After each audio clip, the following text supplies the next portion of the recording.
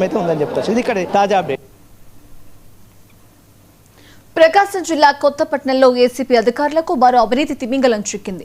పల్లెపాలెంలో panchayat development ఆఫీసర్గా పనిచేస్తున్న doctor Sampath Kumar 55,000 రూపాయలు లంచం తీసుకుంటుండగా రెడ్ హ్యాండెడ్గా అధికారులు పట్టుకున్నారు. స్థానికంగా పనిచేసిన కాంట్రాక్టర్కు బిల్లు మంజూరు చేసే నిమిత్తం లంచం డిమాండ్ చేయగా పట్టుకున్నట్లు ఏసీపీ డీఎస్పీ రామకృష్ణుడు చెప్పారు.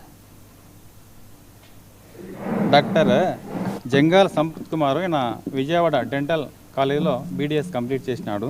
తర్వాత 2019 సంవత్సరంలో ఏపీపీఎస్సీ ద్వారా పంచాయతీ సెక్రటరీగా నియమితులైనారు. ఇప్పటి వరకు ఈయన బల్లికురవ అద్దంకిలో సెక్రటరీ పనిచేస్తూ ప్రస్తుతం కేపల్లెపాలెం పంచాయతీ సెక్రటరీ పనిచేస్తూ కొత్తపట్నానికి ఇన్ఛార్జిగా కూడా ఉంటున్నాడు. కొత్తపట్నానికి చెందినటువంటి జ్వాలారాం అనే వ్యక్తి అక్కడ డీడీ కాలనీ డంకంతొర కాలనీకి సంబంధించినటువంటి శ్మశాన వాటిక కాంపౌండ్ వాళ్ళను కాంట్రాక్ట్ తీసుకుని దాన్ని కంప్లీట్ చేసినాడు.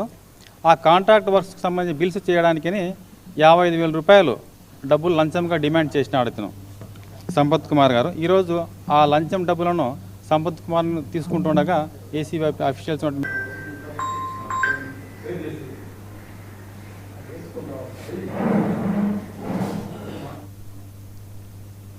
ఏలూరు జిల్లా నూజివీడులో యూత్పై దాడి కట్టిన